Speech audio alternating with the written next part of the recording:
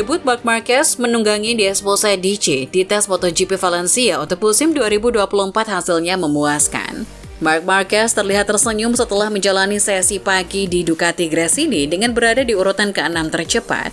Mantan pembalap Honda ini kemudian melompat ke posisi kedua pada akhiran ketiganya. Kebangkitan Marquez semakin lengkap ketika pada pukul 15.20 waktu setempat, ia menjadi yang tercepat untuk pertama kalinya sebagai pembalap Ducati. Juara dunia 8 kali ini terus meningkatkan catatan waktunya, namun Maverick Viñales dari Aprilia kembali memimpin untuk menjadi yang tercepat di atas motor RSGP dengan waktu tersisa 1 jam lagi. Marco Bezzecchi dari VR46 kemudian berada di posisi kedua saat 1 jam terakhir berlangsung. Raul Fernandez yang sempat menjadi yang tercepat menempati posisi 4. Sementara Alex Marquez menempati posisi kelima dengan mantan pembalap Gresini, Fabio Di Giannantonio, berada di posisi ke-6 dari tim VR46.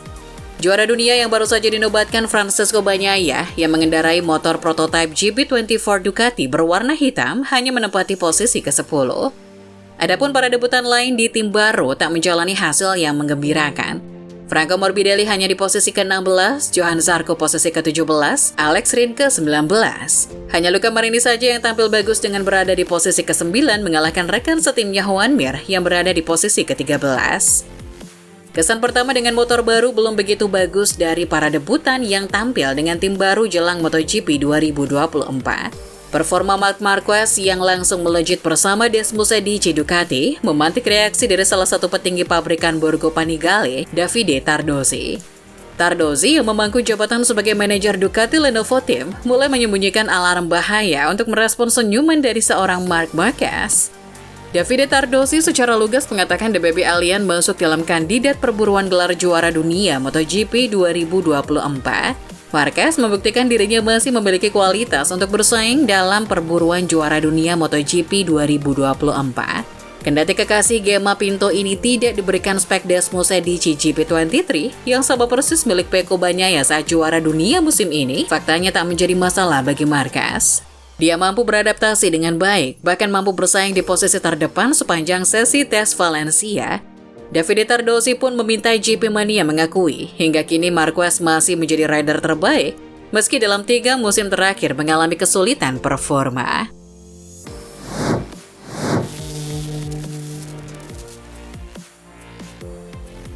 Kabar menggegerkan datang dari Dorna Sport yang mencoret nama tim kripto data RNF Aprilia dari grid MotoGP 2024. Dorna Sport resmi mendepak kripto data RNF Aprilia dari tim peserta MotoGP 2024 dan kini sedang membuka lowongan untuk tim manapun yang ingin menggantikannya. Kabarnya, nama terkuat yang akan segera mengisi kursi tersebut adalah tim Trackhouse yang sudah malang melintang di balapan NASCAR. Alasan Dorna Sport melakukan itu karena merasa ditipu oleh perusahaan yang menjadi sponsor utama tim tersebut, Cryptodata. Dorna Sport bersama FIM dan IRTA mengklaim bahwa Cryptodata melakukan pelanggaran berulang dalam kesepakatan partisipasi yang berhubungan dengan image MotoGP. Masih belum jelas bagaimana detail masalah yang terjadi antara Dorna dan Cryptodata. Namun hal itu bisa dinilai sendiri secara langsung dari permasalahan awal saat Razlan Razali mengundurkan diri sebagai tim prinsipal RNF Aprilia sejak beberapa pekan lalu. Jadi Razali ini juga merasa ditipu oleh Cryptodata yang awalnya datang sebagai sponsor dan mitra tim RNF dengan mengakuisisi sebagian besar saham tim. Razlan Razali sendiri masih sah memiliki 40% saham, namun ia memilih tidak mengungkit saham tersebut demi terhindar dari masalah dengan Cryptodata. Cryptodata dikabarkan sengaja tidak tertib membayarkan uang sponsorship kepada Razali sepanjang musim ini. Hal itu membuat Razali pun harus menunggak gaji seluruh karyawan tim. Termasuk juga menimbulkan masalah teknis soal sewa, peremajaan, dan upgrade motor Aprilia. Semua itu berpengaruh ke performa tim yang terlihat tampil sangat buruk sepanjang musim ini. Uniknya, sang sponsor menyalahkan Razali atas apa yang terjadi dengan tim RNF. Hingga pria asal Malaysia itu disingkirkan atau bisa juga dikatakan terpaksa menyingkirkan diri. Seolah mereka memaksa untuk bisa mengakuisisi kepemilikan tim seutuhnya dengan memaksa Razali keluar dengan masalah. Mereka berkali-kali mengunggah klaim di media sosial bahwa tidak ada masalah apapun soal posisi mereka di MotoGP 2024. Namun hal itu terbantahkan langsung dengan pengumuman Dorna soal pencoretan nama mereka dari grid. Bisa dilihat dalam hal ini Dorna Sports dan Razali berada di pihak yang sama. Keduanya sama-sama kesal dengan tindakan Cryptodata. Hanya saja Dorna tidak bisa mengembalikan posisi Razali seperti sebelumnya karena mereka membutuhkan tim baru dengan dana segar untuk menutup masalah yang ada dari tim ini sebelumnya. Saat ini status Cryptodata sebagai pemilik slot tim RNF di MotoGP 2024 secara tegas tidak diakui. Kabarnya perusahaan kriptografi ini akan mengambil langkah hukum atas keputusan Carmelo Ezpeleta dan kawan-kawan.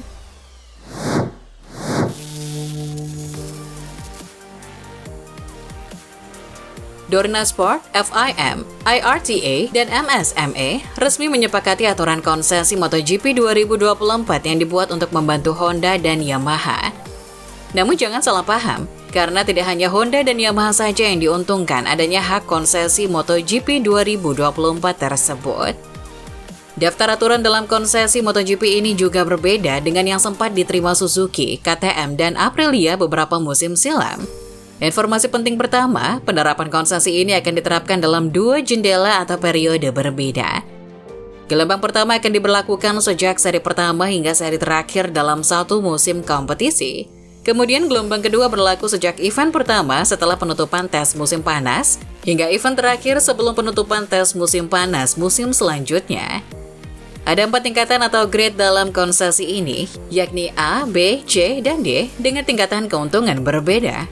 Semuanya itu berlaku dalam masing-masing jendela atau periode konsesi dengan beberapa variasi aturan konsesi masing-masing tingkatan.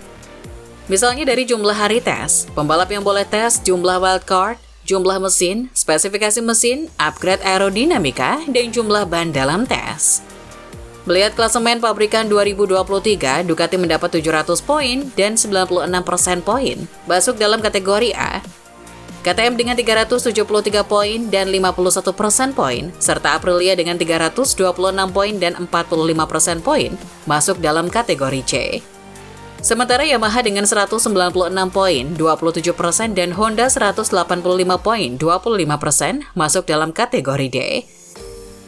Detail ketentuannya sebagai berikut. Bisa dilihat bahwa Ducati mendapatkan banyak kerugian atas pemberlakuan aturan konsesi ini.